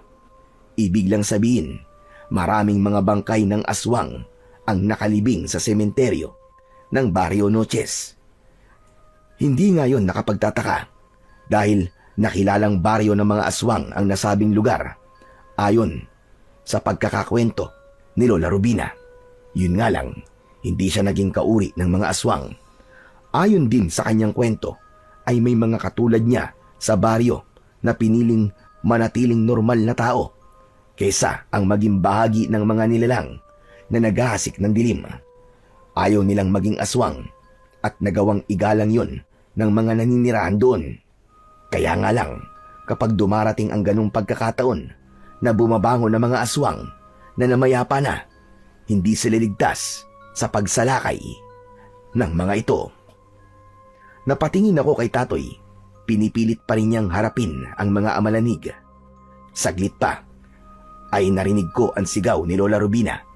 Humihingi siya ng saklolo. Nakita ko na nasa labas na rin siya ng bahay at hawak ng mga amalanig. Nakuha rin pala si Lola Rubina.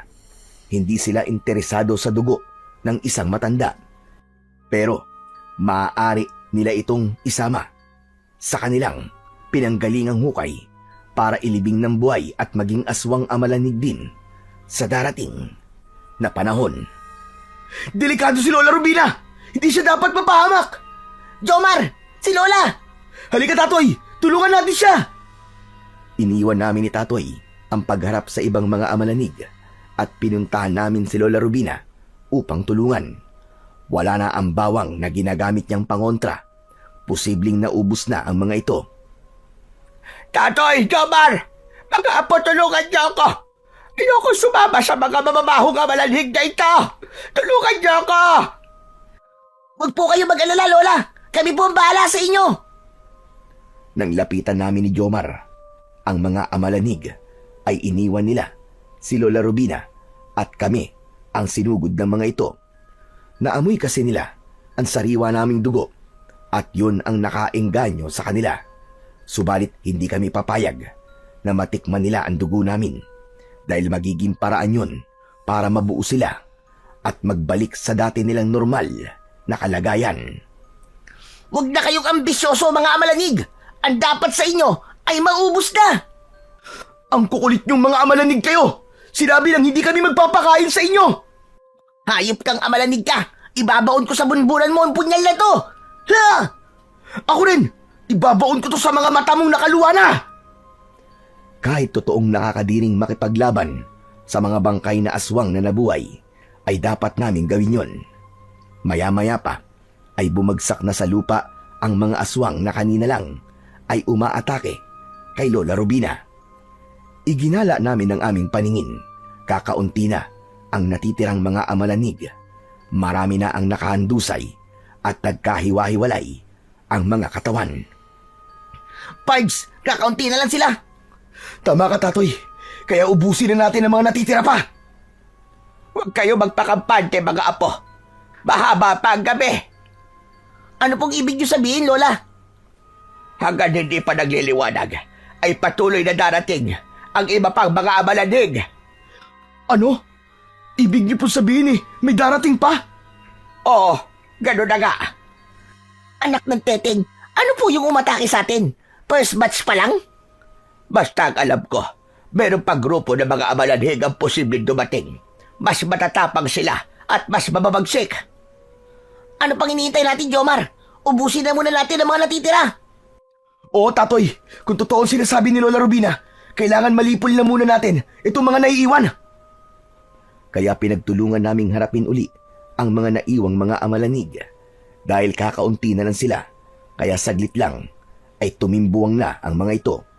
Subalit pagkatapos na bumagsak ang mga natitirang amalanig na nakasagupa namin, ay muling umalulong ang mga aso, hudyat ng panibagong panganib. Diyos ko po, parating na sila, mga apo. Ang ikalawang grupo ng mga amalanig. Tama ka, mas maging maingat kayo dahil hindi sila kasing hina ng mga naunang grupo. Ano pong ibig niyo sabihin, Lola? Kung ang naunang mga amalanig ay naaagdas na at halos humihiwalay na ang mga laman sa katawan, hindi ang mga paparating. Ibig sabihin, mga buo na po sila? Tama ka, Tatoy. Sila mga bangkay ng aswang na hindi pa natatagalang ilibing. Iginala ko ang aking paningin hanggang dumating na nga ang mga bagong grupo ng mga amalanig. Mas mabibilis silang kumilos, hindi gaya ng mga nauna. Lola, umalis na muna kayo. Bumalik na kayo sa bahay. Delikado kung makikita nila kayo. Oo, apo. Kayo na ni Jomar ang bahala sa kanila. Ipagdadasal ko kayo. Anak ng teteng, mapapalaban na naman tayo nito. Nagmamadaling lumayo si Lola Rubina. Minsan pa ay nagtalikurang kami ni Tatoy para harapin ang dumating na ikalawang grupo ng mga amalanig. Tama si Lola Rubina, kakaiba nga ang mga dumating. Buong buo ang katawan ng mga ito. Nakita ko na may lider na nangunguna sa kanila. Hindi ako maaaring magkamali. Siya si Manggilier, ang matandang lalaki na nakita kong kausap ni Lola Rubina ng mga nakaraang gabi. Sige mga kapanalig, huwag kayong mag-aksaya ng oras. Harapin niyo ang dalawang dayo dahil nasa kanila ang ikalalakas at magpapabalik sa dati ninyong mga nabubulok na katawan. Kailangan niyo ang sariwan dugo nila. Hangal ka, Manggilier! Hindi mangyayari ang sinasabi mo! Kalokohan yan! Hindi kami makapapayag na maging biktima ng mga kapanalig mo! Ang dami niyo pa sasat. Tignan natin kung hanggang saan ang yabang ninyong dalawa. Ah, ganon! Gusto niyo kami subukan? Oh, dahil alam kong wala kayong binatbat. Mayabang ka rin, tanda! Kaya tignan natin! Minsan pa, humudyat na ang matandang nagpakilalang pinuno ng mga amalanig. Kaya dumaluhong na ang mga kampo ng dilim. Muli ay nakipagpambuno kami ni Tatoy sa mga nabuhay na bangkay ng mga aswang. Hindi na kailangan sa ulo sila saksakin, kundi maaari na rin sa kanilang katawan. Buo pa ang katawan ng mga ito, kaya hindi tumatagos ang hawak naming punyal. Subalit nakakaiwas ang mga amalanig dahil mabilis silang kumilos, hindi katulad ng mga naunang grupo. Huwag kayong hihinto! Kailangan magapi ang dalawang binata! Talagang ginagalit mo kami ng kaibigan ko, ha? Hindi kami basta magpapadaig sa inyo, mga hinayupa kayo! Kayo ang dapat mawala dahil mga salot kayo! Patuloy ang ginawa naming pakikipaglaban sa mga kampo ng dilim. Pero nakapagtataka na hindi sila maubos-ubos, kaya narinig namin ang halakhak ni Mang Gilier. Nakakapikon yun dahil kami ni Tatoy ang kanyang pinagtatawanan. Mga hangal kayo! Akala yata ninyo ay naisahan nyo na kami. Nagkakamali kayo. Hindi mauubos ang mga amalanhig na kaharap nyo ngayon. Jomar, napansin mo rin ba? Parang di sila nauubos, ano? Hindi ko na rin maintindihan kung bakit ganun. Iginala namin ang aming mga paningin. Marami kaming nagapi na mga amalanig. Nakatimbuang ang mga ito. Pero ganun na lang ang pagtataka ko dahil isa-isang bumabangon muli ang inakala naming napatay na namin. Pards, tignan mo mga nakahandusay na amalanig. Anak ng teting, bumabangon sila uli. Buhay pa rin. Mukhang mahihirapan tayo. Hindi sila namamatay. Pero paano nangyari yun? Talagang mga hunghang kayo. Paano mamamatay ang patay na? Kaya hindi mauubos sa mga kampon ko. Kayo ngayon ang naghihintay ng inyong kamatayan. Nataranta kami ni Tatoy dahil tila nagsasayang lang kami ng lakas. Pinapagod lang namin ang aming mga sarili. Lumalaban kami sa mga kampo ng dilim na hindi pala namin magagawang patayin.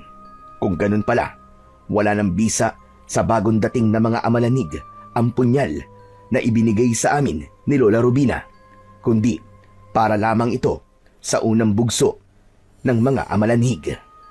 Anak ng bangkayo! Paano tayo nito, Tatoy? Hindi pala natin sila mapapatay! Anong gagawin natin? Hindi ko rin alam, Jomar. Pareho tayo mapapahamak dito! Huwag ka mawala ng pag-asa. Baka may paraan pa. Tatoy, kailangan natin makabalik muna sa loob ng bahay ni Lola Rubina. Pero bakit? Baka may alam siyang ibang paraan. Naging mabilis ang aming pagpapasya. Tumakbo kami patungo sa bahay. Kinalampag namin ang pinto upang buksan yon ni Lola Rubina. Nang mabuksan yon ay agad kaming pumasok at muling isinara ang bahay. Alam namin na nakasunod sa amin ang mga amalanig, pero hindi sila basta-basta makakapasok sa loob nun, lalo na't nalagyan na ni Lola Rubina ng pangontra ang paligid ng bahay. Nalagyan na rin niya ng asin at bawang ang palibot ng bahay. Nariyan pa rin ang kampo ng dilim, pero hindi sila basta-basta makakapasok dito sa loob. Alam po namin, Lola. Lola Rubina, hindi kaya ng punyal na gawa sa pangil ng elepante ang mga bangkay ng aswang. Kakaiba na po sila. Si Mang Gilier, kasama po nila. At siya nag-uutos sa mga kampo ng dilim. Oo, dahil siya man ay kauri nila. Si Gilier ang halimbawa ng patay na nabuhay at bumalik sa dati ang pagkatao. Pero kung hindi naman sila mapapatay gamit ang punyal, ano po ang dapat namin gawin, Lola? Kailangan magpahabol kayo sa mga amalanhig. Ano? Magpahabol kami? Oo, apo, ganun ka. Dapat sila sumunod sa inyo at dalhin nyo sila sa lugar na may tubig. Sa ilog? Tama ka. Siguro naman ay tanda mo pa rin ang ilog na pinaliliguan mo noon. Alam ko po yun, Lola. Magpahabol kayo hanggang sa ilog. Dapat sumunod sila sa inyo. Kapag nabasa ng tubig ang mga amalanhig, magiging mabagal ang kanilang pagkilos. At kung aabutin sila ng pagsapit ng umaga, yun na ang kanilang magiging wakas. Ang sikat ng araw ang papatay sa kanila. Naiintindihan niyo ba ang ibig ko sabihin? Opo, Lola Rubina. Sige na, lumabas na kayo. Magpahabol kayo sa mga amalanhig hanggang doon sa ilog. Kaya hindi na kami naghintay ng oras. Lumabas kagad kami ni Tatoy at mabilis na tumakbo. Nakita namin na nagmamadali rin na nakasunod sa amin ang mga amalanig. Nauna si Tatoy at nakasunod lamang ako. Siya ang nakakaalam ng daan papuntang ilog. Subalit habang tumatakbo kami, ay nakita ko ang isang anino sa hindi kalayuan. Nang malapit na kami, ay nakilala ko kung sino yon. Walang iba kundi si Mina. Naroon si Mina. Saglit kaming huminto ni Tatoy. Mina, bakit ka nandito? Gusto ko makatulong sa inyo. Tutulungan mo kami? Alam mo ba sinasabi mo, Mina? Mapangalib ang mga amalanig na sumusunod sa amin. Hindi sila basta napapatay ng aming dalang armas. Kaya nga, may dala rin akong panlaban sa kanila. Teka, dala mo yung pambomba ng mga pananim ah. Oo, tama ka. Ito ang ginagamit ng tatay ko nung nabubuhay pa siya na pang-spray sa kanyang mga pananim na palay. May laman itong tubig na hinaluan ko ng dinikdik na bawang at asin. Alam kong mangyayari to. Ang muling pagbangon ng mga patay na aswang ngayong undas. Kaya inihanda ko ito. Pero kailangan ko pa rin ng tulong nyo para mapuksa natin ang mga malanig na hindi kaya ng sandata nyo. Sa mabilis na paliwanag ay kinausap kami ni Mina. Itataya namin ang aming sarili para lumapit sa amin ang mga amalanig kapag naipon na sila at nakapaligid na sa amin. Saka siya magpapakita para gamitin ang laman ng pambomba laban sa mga kampon ng dilim. Kaya yun ang aming ginawa. Mabilis na nagkubli si Mina at kami naman ni Tatoy ay naiwan at nagtalikuran. Hinintay naming makalapit sa amin ang mga bangkay na nabuhay at pinalibutan kami. Nang nakapalibot na sila sa amin ni Tatoy, ay lumabas sa kanyang pinagtataguan si Mina at agad na ginamit ang sprayer. Diniligan niya ang mga amalanig. Hindi magkamayaw ang mga ito. Sa bawat patak ng tubig ay sumisigaw ang mga ito. Kasama na roon si Manggilier na nabasa na ng tubig mula sa pangbomba ni Mina. Umusok ang kanilang mga katawan. Hindi nila kinaya ang epekto ng dinurog na bawang at tubig na may asin. Patuloy sa pag-usok ang katawan ng mga amalanig hanggang sa unti-unting mabuwal ang mga ito at ganap na naagnas ang kanilang mga katawan. Wala na silang nagawa pa, lalo na't nasundan yon ng pagtilaok ng manok na hudyat ng pagbubukan liwayway. Kaya naman, wala nang kawala pa ang mga nabuhay na bangkay ng mga aswang. Hanggang sa natunaw ang mga ito, ganap nang natuldukan ang lagim na inihahatid nila sa Barrio Noches. Labis ang pasasalamat ni Lola Rubina sa mga nangyari. Siyempre, malaking bahagi rin si Mina dahil ganap nang nalipol ang mga amalanig. Ay mawawala na rin ang espiritong umalipin sa nanay ni Mina at bumalik na ito sa dati. Tapos na ang undas sa Barrio Noches. Pabalik na kami ng syudad. Ang naging karanasan ko sa probinsya ng lola ni Natoy ay karanasang hinding-hindi ko malilimutan. Nagbigay ito sa akin ng kakaibang adventure. May excitement, may kilabot, at syempre, may kasama ring kilig dahil kay Mina. Isang kakaibang karanasang bumuo ng aking pagkatao at lalong nagpasolid ng pagiging magkaibigan namin ni Tatoy. Totoong puno ng hiwaga ang buhay ng tao. Punong-puno ng iba't ibang pakikipagsapalaran. Subalit anuman ang ating harapin, anuman ang ating pagdaanan, isang bagay lang ang dapat nating isipin. Lahat ito ay bahagi ng ating karanasan na susubok sa ating tibay, katatagan at pagiging tunay na kaibigan.